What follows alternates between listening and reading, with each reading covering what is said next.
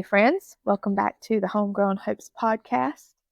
Today I'm joined by my little friend Coco here. If you're watching on YouTube, then you'll be able to see this.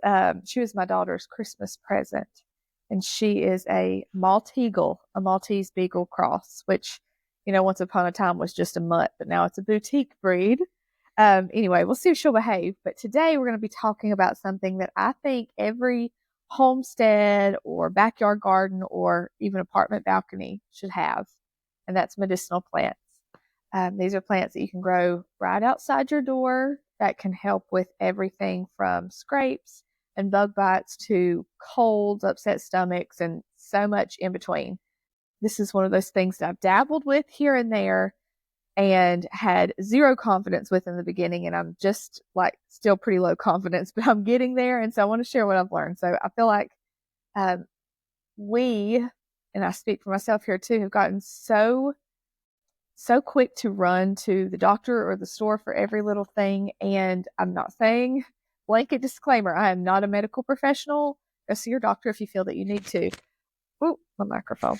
Anyway, but I do feel like there are a lot of things that we can take care of at home, and this is the way that our great-grandparents healed themselves oftentimes, at least for the little things in between, and it's one of those things that we've lost, and the skills that we've lost. So I'm going to walk you through 10 medicinal plants that I think are so valuable to every home, how to use them, and some simple growing tips and how to help you get started with this. So why would you even want to grow your own medicinal plants? I think it's one of those things where you really do have to want it. This may not be interesting to some folks. It's very interesting to me. But when you grow and harvest your own medicine, it's fresh. It's full of life. It's got a really high potency when it's that fresh. It can save you a ton of money. Seed packets are very cost effective when you look at the amount of output. And, a seed packet is way cheaper than a bottle of cough syrup.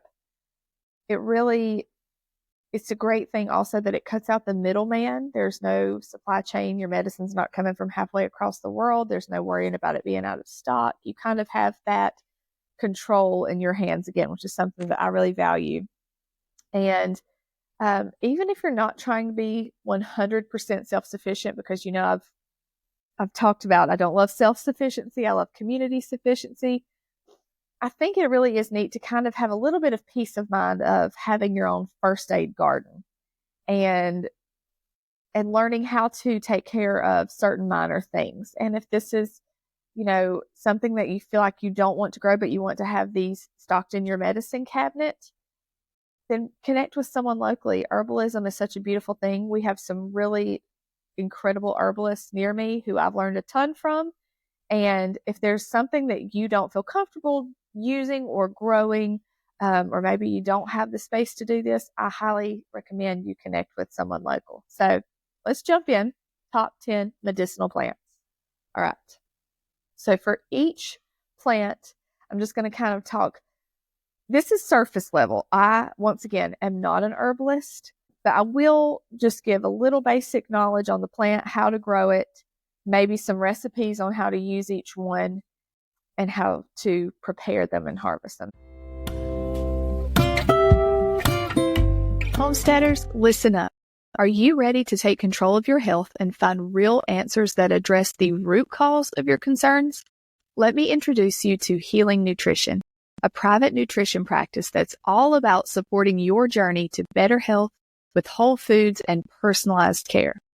At Healing Nutrition, Mandy Nix, a fellow homesteader and functional registered dietitian, is here to support you with weight loss and sustainable lifestyle changes, managing diabetes, prediabetes, and thyroid issues, gut health, and improving digestion. You might recognize Mandy as the owner of Henry River Farms. That is where we host the Holistic Homestead Conference. Mandy and her family grow and raise their own food, making whole, natural eating a way of life. Her passion for fresh, nutrient-rich foods shines through in her work, helping clients connect their health goals with real, sustainable nutrition.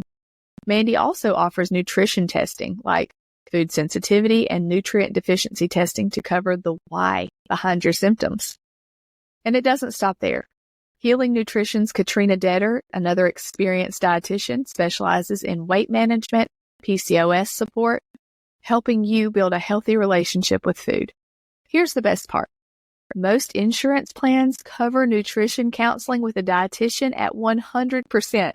That means you can get personalized support without the extra cost.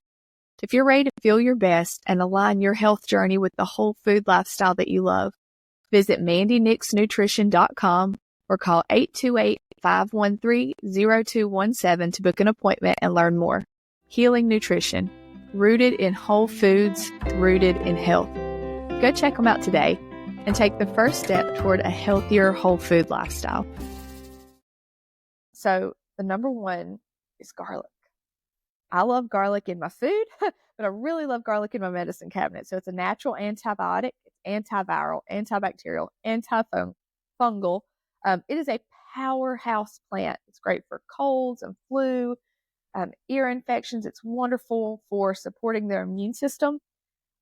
We have used it for earaches in our household many, many times. I'll crush it up, saute it in some olive oil, let that cool, and actually use it as a drop in the ear. It's wonderful for that, and it really, really soothes the pain very quickly. You can also do crushed garlic in honey, and that will preserve it. And you can take a spoonful of that each day as an immune booster. Also, garlic is one of the main ingredients in fire cider, and I will put my fire cider recipe in the show notes here. That is a kick in the pants for your immune system, especially during cold and flu season. It's so easy to make, and it's really versatile. You can drink fire cider straight, or you can add it to like dressings or recipes. It's really great to have on hand. So that recipe is super easy to make. It's like onions, garlic, peppers, like jalapeno peppers, citrus, and it is just packed with vitamin C and so good for you. And garlic is really easy to grow. It's one of my favorite things to grow. I have a whole series on my blog and on YouTube about growing garlic. You plant it in the fall, you leave it alone, and you harvest it in the spring. It's wonderful. Okay, the next plant that I want to mention is elderberry. Elderberry has gained a whole lot of popularity in recent years. It is a legendary immune booster. You can actually find it over the counter pretty regularly now. Local health food stores carry it. Even our local grocery store has elderberry gummies in stock. Now, oftentimes they do have fillers and little extra things, but elderberry is packed with antioxidants. It's great for preventing flu, for respiratory issues. It's incredible. We actually started growing elderberries on accident.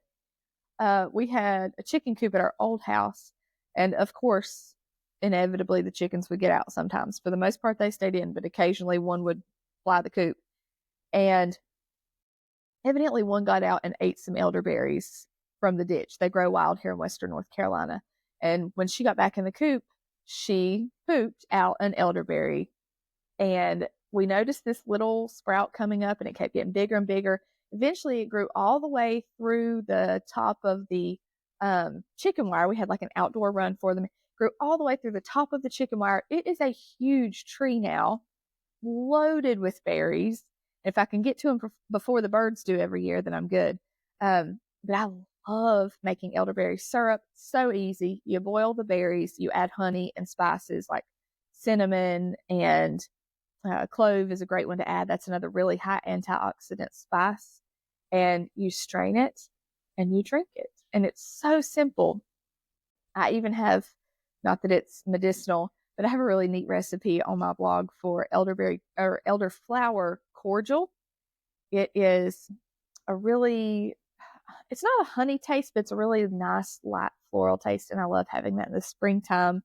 I will sacrifice some of the berries to get the flowers, but you don't want to eat the berries raw. They're not good. They can make you nauseous. But as far as using them in a syrup, absolutely excellent at keeping you healthy. Just a great immune boost. Anytime we take elderberry and fire cider all winter long, and anytime we feel like somebody's coming down with something, some runny noses coming, we kick up the elderberry consumption. Okay, quick sip before the next one. Number 3, yarrow. Yarrow is this beautiful flower, and it comes in all different colors, but it is the first aid herb. It stops bleeding. It helps to lower fevers. It relieves cramps. It's wonderful for wounds, for, as I mentioned, lowering fevers.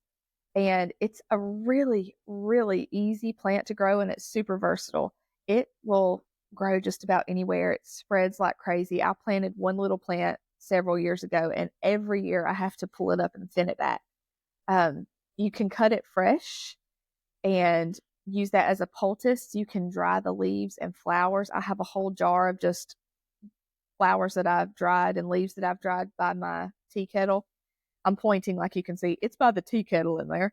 And I love to add that to teas. It's really, really just a great support for your body. A good tea blend would be elderflower, as I mentioned before, peppermint, and yarrow. I really, really like that little tea blend. And it's super simple. It preserves its potency really long term. Even if you do it in like a tincture form, it's a really great way to use it. And it's a perennial. I love something that comes back and I don't have to baby it. I'm not good at babying my plants. I'm good at sticking them out there and I hope you make it. And that's always the ones that do the best, but it thrives anywhere. It's great in poor soil. You really don't have to baby it. And like I said, it spreads like crazy and it is just super, super versatile and easy to use. So that was yarrow. Next, we will talk about calendula. This is great for skin. So I have a friend Mandy. You met her in last week's episode. She's a functional dietitian. If you listen to last week's episode, then you know her. If not, please go back and listen. She's so fun and so knowledgeable. But her mother is an herbalist, and she teaches at our homestead conference every year. And she makes a wonderful calendula salve, and it's great for rashes, bruises, burns, any sort of skin irritation. She makes a salve that's wonderful. I have it. I have not made my own. At this point, I've grown calendula, but I have not made the salve because I get it from Miss Brenda because she does it so well. But it's also great to use in a tea. It's just the irritation soother. So whether you're irritated on the outside or on the inside, this is your friend. It's pretty easy to grow. It blooms all summer if you keep up with it, if you deadhead it. You can direct sow it after your frost. You don't have to start it ahead indoors. You don't have to baby it. But I have found that if you deadhead it, it will just continue putting off blooms. So that's a fun and easy one, calendula.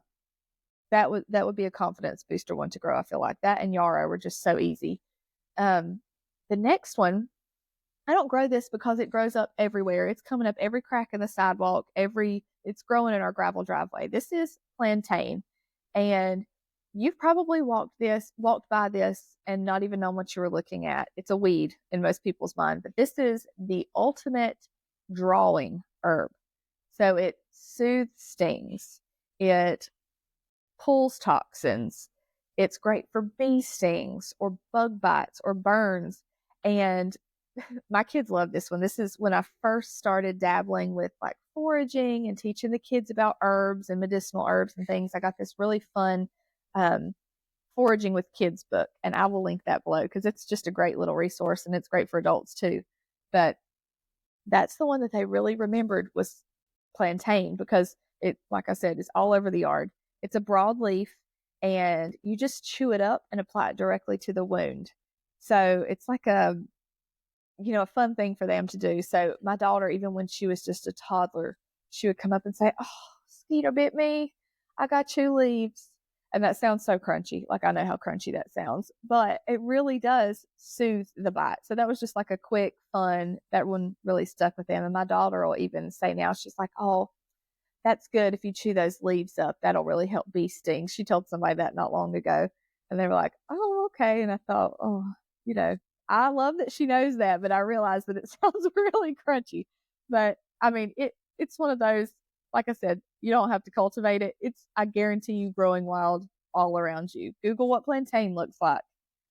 It's coming up in the cracks on the sidewalk. So, but do be mindful. I wouldn't pick it from somewhere that's been sprayed or it's in a ditch, in the runoff. Pick it from a cleaner area, but the possibilities are endless on where you can pick it. So that's plantain. The next one is echinacea. This is the immune booster and infection fighter. Echinacea has become really more popular in mainstream medicines, just like elderberry has become more popular. It's great for shortening a cold. It supports your immune system. It helps in wound healing. Echinacea is actually a really pretty flower too. Most of these things that I'm naming off are very pretty plants that you would want to grow around your house. So that's always a plus. And with echinacea, you can use the leaves, the flowers, and the roots if you're going to make a tincture. I use echinacea just like I do yarrow. I just dry the flowers and the leaves and keep them in a jar and add it for tea blends. It's just, it's not got a super like astringent flavor or anything. Neither one of those do. It's a mild flavor, and it's really, really a fantastic support for your immune system. Another cool thing about echinacea, just like yarrow, it's a perennial. It comes back every single year. It spreads. It loves the sun. And one thing I did want to mention, I use just the flowers and leaves, but if you did want to use the roots, I read that they are the most potent after they've had 2 years of growing. So just like anything, you probably want to let it become a little bit established before you decide to use the roots for medicinal purposes, just for potency. So that is echinacea. Super just immune kick. That's a really, really good one. Okay, what's next? Let's see. Chamomile. Okay, so I grew chamomile for the first time a couple of years ago. It's very gentle. It's the calming. You've seen chamomile tea, the little sleepy time bear. It's great for stress, for calming your digestive system. It's great for teething babies. Chamomile is a wonderful oil for that. You can infuse it for skin remedies. We used it a lot for teas. That was just like the easy thing. It was a busy summer. We grew some medicinal herbs and flowers, and we've used them for teas. Chamomile was really fun to harvest because it's just like a bazillion little flowers. They're very pretty. They like cooler weather. So spring, I'm thinking back to when I planted it.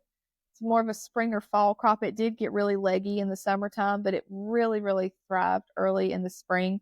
And I just direct sowed the seeds. I can't even remember where I got them. It was so easy, and it spread and took completely over the raised bed that they were in. But they were so pretty, and they were kind of similar to calendula. When I deadhead them, they just kept on coming back and coming back. So that's chamomile, a very soothing, calming, sleepy time tea flower. Then on the opposite end, you have peppermint. That's the next one I'm going to talk about. It's also very soothing, but I picture it as more of an invigorating. It's soothing to digestion and great for headaches and congestion. Anytime you have a stuffy nose, I'll add peppermint to the tea. It's also really, really great for upset stomach. You've always heard if your car's sick, suck on a peppermint, or if you're nauseous, suck on a peppermint. Peppermint grown from the garden is great for that also. You can dry the leaves, use it for tea. Just like I mentioned, I've got a jar of peppermint leaves in there also. Also really like to steam it. You can do like a pot on the stove if you have some sinus issues and steam peppermint, and it will really open up your sinuses. You probably want to close your eyes. I will say that. And then one thing that you want to know about any mint is grow it in a pot if you don't want it taking over your whole life like Jumanji. It spreads. It has a root system like kudzu, and it sends runners out everywhere. So definitely, if you grow peppermint, grow it in a pot because it is going to spread everywhere. It's one that we also used if you have chickens. This isn't a medicinal use, but it's a great natural deterrent for mice. So we always plant mint around our chicken coops. So, but we still, you're still going to have some mice. It's a chicken coop, but that is a good tip. We did always do that. Next, we have lemon balm. Lemon balm is the nervous system tonic. It has antiviral power. Lemon balm has been used for years and years and years for calming everything. It's for anxiety and digestion and sleep and so many things. It's incredibly soothing. You can take it in a tea before bed. I love having lemon balm in my cabinet. Just use the leaves. You could also do it in a tincture, like for nervous system calming, for anxiousness. And if you're interested, I know I've mentioned tincture many times. If you're interested in tincture making, Miss Brenda, the local herbalist, is going to be doing a tincture class at the Homestead conference in May, and it's going to be so good. I'm sneaking into that class. I know I'm working that day, but I will be standing in the back of that class, gleaning whatever information she has. So definitely attend if you're local. And even if you're not, make a trip to Western North Carolina. We'd love to see you. So another way, let's see, we're on lemon balm. You could infuse it in oil. It's really good for cold sores. And yeah, that's I'm trying to think. That's the main bullet points that I had for that one. Another growing tip is it also can spread like crazy and become very invasive. So plant it in an area where you don't mind it stretching its legs a little bit. Okay, lemon balm. Let's see. The next one is comfrey. Comfrey, I actually just got a salve of this for my birthday from Mandy. Her mom made it because I have sciatic and hip pain. And this is known as knit bone. It's great for tissue repair, for bruises and sprains and any sort of muscle pain and joint pain. And the first morning I used it, I've only had it for like a week. The first morning I used it, I put it on my hip and I just kind of went around my day and went about my day and didn't really think about it. And then a couple hours later, I thought, my hip hasn't hurt me in a little while. And I thought, well, maybe it's just because I've been up moving around, maybe it was a fluke. I don't know why I would think that. I know that woman knows what she's doing. But I started rubbing it on at bedtime, and I can definitely tell a difference. My hip kills me at night, and I've definitely noticed that it has helped me fall asleep. I can get more comfortable. So I have that in salve form. You can also, infuse it in oil. But I'm very, very impressed with that. I think just reading that, I would still be a little bit skeptical, like, oh, it's good for bone pain and joint pain, but it really has helped a ton. And peppermint is also really good for joint pain. So those are two that you could possibly use together. I need to try that. It's a perennial. It loves moist soil. So keep that in mind. If you're growing it, you probably want to maybe mulch it. Actually, I think comfrey is also great as a mulch. You can grow it and use it as a direct compost on your other plants. So multi benefits there. That would be a gardening episode though. We'll just talk medicinal herbs for now. That's one that you only want to use topically. You don't use comfrey internally. So yeah, that was 10. That was quick.